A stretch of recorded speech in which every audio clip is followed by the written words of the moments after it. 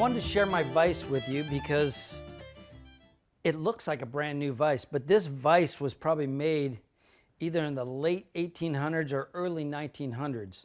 But a friend of mine, Dan Woods, builds these vises and he gives them to people as gifts. And he came to me one day and he says, hey, I had told him earlier that I loved the vises that he builds. And they're all different colors, different finishes, different vises. And he came up to me one day and he says, hey, I want to build one of my vises for you.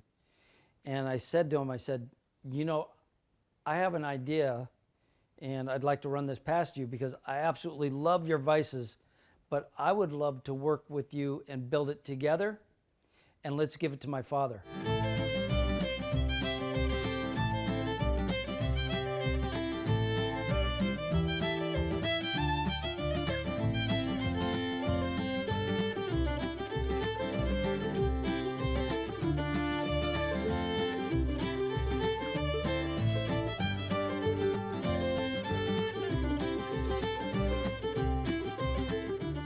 Sam Foose, if you're not familiar with who my father was, he was a builder and quite famous himself.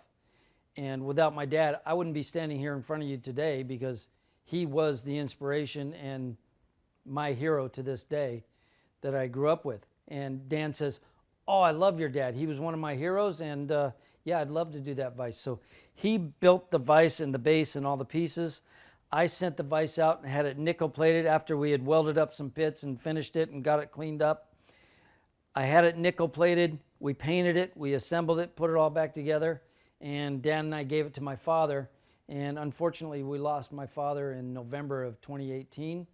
And after his passing, I went ahead and brought it back here to the shop, and I have it to this day, but couldn't have done this without Dan Woods. If you're not familiar with Dan Woods, check out or Google Dan Woods Hot Rods. So I'm sure you're familiar with the milk truck and the pizza wagon and a lot of the cars that he built. But one of the really cool details that if you look close, you'll notice on his front springs on the cars, they're symmetrical. It's not just one spring on both sides.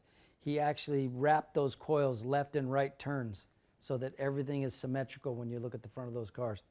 It's that eye for detail that allowed him to do stuff like this. Check this thing out. It is absolutely beautiful. And thank you again, Dan. See that split right there? Mm-hmm.